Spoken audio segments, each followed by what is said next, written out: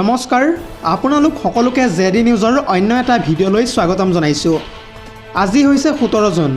অসমৰ লগতে ভাৰতৰ বিভিন্ন প্ৰান্তৰ পৰা কেইবাটাও গুৰুত্বপূৰ্ণ খবৰ যুগুত কৰা হৈছে। তাৰে ভিতৰত প্ৰথমটো খবৰেই হৈছে এটা অত্যন্ত গুৰুত্বপূৰ্ণ খবৰ, কিয়নো স্কুলৰ প্ৰতিগৰাকী শিক্ষাৰ্থীৰ স্কুল বেগক লৈ আহি পৰিছে কেইবাটাও গুৰুত্বপূৰ্ণ আপডেট। ব্যক্তিগত আৰু চৰকাৰী সকলো বিদ্যালয়ে এতিয়াৰে পৰা মানি চলিব লাগিব কেইটামান বিশেষ গুৰুত্বপূৰ্ণ নিয়ম, আৰু এই সন্দৰ্ভত সবিশেষ জনাম ফুল স্ক্ৰীনৰ জৰিয়তে। পুনৰ জনাইছোঁ, শিক্ষাৰ্থীৰ স্কুল বেগক লৈ কঠোৰ হৈ পৰিছে প্ৰশাসন। অত্যাধিক কিতাপ বহি দি হাৰাশাস্তি কৰিব নোৱাৰিব এতিয়াৰে পৰা পৰীক্ষাৰ্থীক। ৰাজ্যত ইতিমধ্যে যিহেতু জাৰি হৈছে কঠোৰ নীতি নিৰ্দেশনা। এতিয়াৰে পৰা অত্যাধিক গধুৰ বেগ নিবলৈ দিলেই বিপদত পৰিব বিদ্যালয়ৰ কৰ্তৃপক্ষ। চৰকাৰী বেচৰকাৰী সকলো বিদ্যালয়ৰ বাবে ৰাজ্যত প্ৰযোজ্য হ'ব এই নিয়ম।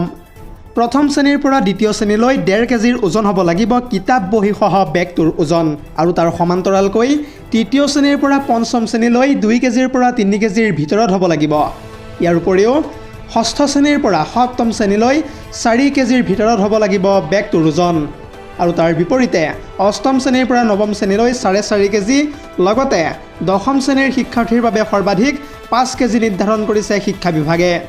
শিৱসাগৰৰ পাছত এইবাৰ কামৰূপ মেট্ৰ'ত কঠোৰ নিৰ্দেশনা জাৰি কৰা হৈছে বৰ্তমান সময়ত। ৰাজ্যৰ প্ৰতিখন জিলাতেই হয়তো অতি শীঘ্ৰেই বলবৎ হ'ব এই নিয়ম। আজিৰ আমাৰ পৰৱৰ্তী খবৰটো হৈছে কক্ৰজ জনতা পাৰ্টীৰ প্ৰতিষ্ঠাপক অভিজিত দীপকেক পুনৰবাৰ ৰাজপথতে কৰা হৈছে ভয়ংকৰ আক্ৰমণ, আৰু সেই আক্ৰমণত কথমপি প্ৰাণ ৰক্ষা পৰিছে অভিজিত দীপকেৰ। আৰু এই সন্দৰ্ভত সবিশেষ জনাম ফুল স্ক্ৰীনৰ জৰিয়তে। পুনৰ জনাইছোঁ, কক্ৰজ জনতা পাৰ্টীৰ প্ৰতিষ্ঠাপক অভিজিত দীপকেক ভয়ংকৰভাৱে আক্ৰমণ কৰা হৈছে কেইটিমান মুহূৰ্ত পূৰ্বে। ৰাজহুৱা স্থানতে প্ৰচণ্ড চৰ লপাথপা দিয়া হৈছে অভিজিত দীপকেক। ৰাজস্থানত পুনৰবাৰ আক্ৰমণৰ বলি হ'ল অভিজিত দীপকে। যিহেতু সামাজিক মাধ্যমত কক্ৰজ জনতা পাৰ্টীৰ জৰিয়তে জনপ্ৰিয় হৈ পৰিছিল অভিজিত দীপকে, আৰু সেই ঘটনাৰ পাছতে উত্তপ্ত হৈ পৰিছে ৰাজস্থানৰ পৰিস্থিতি। আৰু তাৰ পাছত কক্ৰজ জনতা পাৰ্টীৰ প্ৰতিষ্ঠাপক তথা অভিজিত দীপকে এই সন্দৰ্ভত স্পষ্টভাৱে মন্তব্য কৰি কয় যে মই ভয় নকৰোঁ, মোক মাৰিলেও প্ৰতিবাদ কৰি সদায়ে যাম। প্ৰথমটো প্ৰতিক্ৰিয়া এনেদৰে আগবঢ়াইছে কক্ৰজ পাৰ্টীৰ প্ৰতিষ্ঠাপক অভিজিত দীপকে। মোক মাৰপিট কৰক, মোৰ ওপৰত হাত উঠালেও উঠাওক, কিন্তু মই কেতিয়াও হাৰি নাযাওঁ। আমাক ভয় খুৱাবলৈ যিহেতু বহুতে এতিয়া চেষ্টা কৰিছে, হয়তো বহুতে আমাৰ বিৰুদ্ধে এতিয়া ষড়যন্ত্ৰও কৰিছে, কিন্তু কোনেও এই সন্দৰ্ভত ভয় নকৰিব। আমি কাকো কেতিয়াও আক্ৰমণ নকৰোঁ, লগতে আমি কাৰো ওপৰত হাতো নুঠাওঁ। আমি শান্তিপূৰ্ণভাৱে আমাৰ সংগ্ৰাম অনিৰ্দিষ্ট কাললৈকে চলাই যাম। শিক্ষামন্ত্ৰী ধৰ্মেন্দ্ৰ প্ৰধানে মুঠতে যেনেকৈ হওক পদত্যাগ কৰিবই লাগিব। সংবাদ মাধ্যমৰ সন্মুখত এনেদৰে মন্তব্য কৰিছে প্ৰথমবাৰৰ বাবে অভিজিত দীপকে। আজিৰ আমাৰ পৰৱৰ্তী খবৰটো হৈছে আন এটা অত্যন্ত গুৰুত্বপূৰ্ণ খবৰ, কিয়নো যোৱা 107 দিনে ধৰি আমেৰিকা আৰু ইৰাণৰ মাজত যি প্ৰচণ্ড যুদ্ধ হৈছিল, আৰু সেই যুদ্ধত কাৰ কিমান ক্ষতি হৈছে এই সন্দৰ্ভত চাওকে আমাৰ এক্সক্লুচিভ প্ৰতিবেদন। পুনৰ জনাইছোঁ, আমেৰিকাই শেষ কৰি পেলালে দেশৰ সভ্যতা। শেষ হৈ গ'ল উন্নতিৰ শীৰ্ষত থকা সদ্যাব্যস্ত কেইবাখনো গুৰুত্বপূৰ্ণ চহৰ। লগতে এই যুদ্ধত 5,000 ইৰাণী সৈনিকে দেশৰ বাবে হ'ল শ্বহীদ। ইয়াৰ উপৰিও যুদ্ধত ইৰাণৰ প্ৰায় 27 লাখ লোকে হেৰুৱাই পেলাইছে ঘৰবাৰী। বিশ্বৰ অন্যতম বৃহৎ তেল শক্তি থকা দেশ ইৰাণ একেবাৰে তছনছ কৰি পেলালে আমেৰিকাই। 107 দিনৰ পাছত যুদ্ধৰ যিহেতু এতিয়া অৱসান ঘটিছে, কিন্তু যুদ্ধৰ পাছত সমগ্ৰ বিশ্বতে অশান্তি বিয়পি পৰা পৰিলক্ষিত হৈছে। ইৰাণৰ মুঠ 2211 জন লোক নিহত হৈছে এই যুদ্ধত। কেৱল ইমানেই নহয়, 22,000তকৈও অধিক লোক আহত হৈছে আমেৰিকাৰ আক্ৰমণত। কেৱল ইমানেই নহয়, প্ৰায় 39 লাখ লোক স্থানচ্যুত হ'বলগীয়া হৈছে ইৰাণৰ ভিতৰত। ইয়াৰ উপৰিও ইৰাণৰ নৌসেনাকো ধ্বংস কৰি পেলালে মধ্যপ্ৰাচ্যৰ এই প্ৰচণ্ড যুদ্ধই। ইৰাণৰ অৰ্থনীতিও শেষ কৰি পেলাইছে আমেৰিকাই। আৰম্ভণিতে US আৰু ইজৰাইলৰ বোমা বিস্ফোৰণত নিহত হৈছিল প্ৰায় 1444 জনকৈ লোকৰ। এটা জৰুৰী খবৰ জনাই আছোঁ এই মুহূৰ্তত। ইয়াৰ উপৰিও ইৰাণৰ সৰ্বোচ্চ নেতা আয়াতুল্লাহ আলী খামেনেৰো মৃত্যু হৈছিল এই যুদ্ধত। লগতে বিশ্বজুৰি GDPও ধ্বংস কৰি পেলোৱা হৈছিল আমেৰিকাৰ ভুলৰ বাবে। আনফালে বিশ্বৰ অৰ্থনীতিৰ বছৰি প্ৰায় 2.2 ট্ৰিলিয়ন ডলাৰৰ ক্ষতি হৈছে আমেৰিকাৰ সেই প্ৰচণ্ড যুদ্ধত। লগতে বিশ্বত বৰ্তমান সময় পৰ্যন্ত আকাশলংঘী হৈ পৰিছে সামগ্ৰীৰ দাম। কেৱল ইমানেই নহয়, ভাৰতে যিহেতু প্ৰায় 88% খাৰুৱা তেলৰ আমদানি কৰে, ইয়াৰে 50% উপসাগৰীয় দেশসমূহৰ পৰা হৰমুজৰ মাজেৰে যায় আৰু সেই হৰমুজত জাহাজ পৰ্যন্ত ধ্বংস কৰি দিয়াৰ লগতে শ শ জাহাজ ডাইভাৰ্ট কৰাৰ বাবে ভয়ংকৰ পৰিস্থিতিৰ সৃষ্টি হৈছে মধ্যপ্ৰাচ্যত।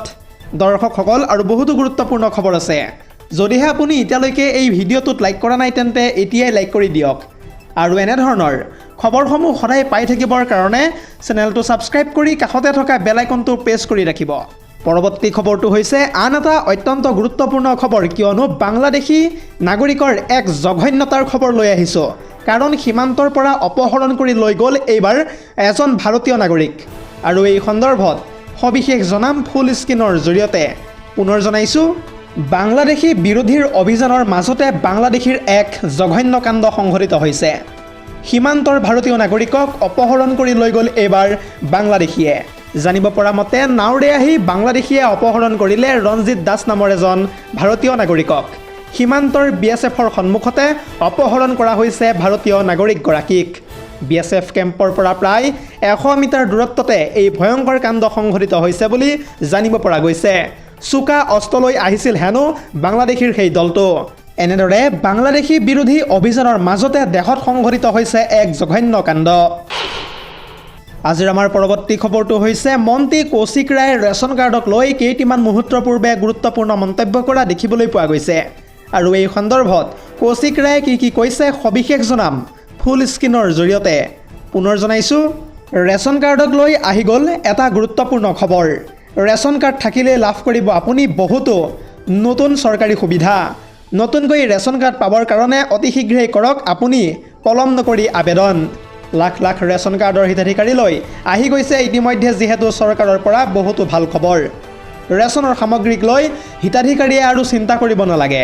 আগৰ দৰেই আগষ্টৰ পৰা লাভ কৰিব সকলো সামগ্ৰী। যিহেতু আহি থকা জুলাই মাহত অসমত অনুষ্ঠিত হ'ব বাজেট অধিৱেশন, আৰু সেই বাজেটৰ পিছতে পুনৰ ৰেচন কাৰ্ডৰ বন্ধ হোৱা সামগ্ৰী দিয়া হ'ব প্ৰতিগৰাকী হিতাধিকাৰীক। ইতিমধ্যে এই বৃহৎ ঘোষণা কৰিছে মন্ত্ৰী তথা কৌশিক ৰায়ে। কৌশিক ৰায়ে ইয়াৰ উপৰিও কয় যে যুদ্ধকালীন পৰিস্থিতিৰ বাবে কিছু প্ৰভাৱ পৰিছে অসমত। ইয়াৰ উপৰিও শীঘ্ৰেই মূল্য বৃদ্ধিও ৰোধ কৰাৰ বাবে বিশেষ পদক্ষেপ গ্ৰহণ কৰিব ৰাজ্য চৰকাৰে।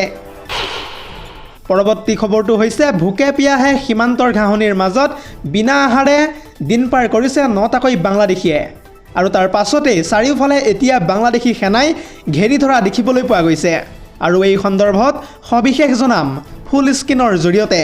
পুনৰ জনাইছোঁ, মানকাছাৰৰ ভাৰত বাংলাদেশ সীমান্তত বিগত 55 ঘণ্টা ধৰি আবদ্ধ হৈ আছে 9টাকৈ বাংলাদেশী।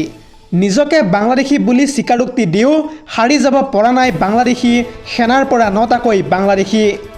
সীমান্তৰ জিৰ'লেণ্ডত বিগত 3 দিন ধৰি আবদ্ধ হৈ আছে বাংলাদেশী কেইটা। দালালক এক প্ৰকাৰ ধন দিলে যিহেতু বৰ্তমান সময়ত ভাৰতীয় হৈ পৰে একাংশ বাংলাদেশী। অতি কৌশলেৰে সীমান্ত পাৰ হৈ ভাৰতত প্ৰৱেশ কৰে যিহেতু কামৰ সন্ধানত বাংলাদেশীসকলে।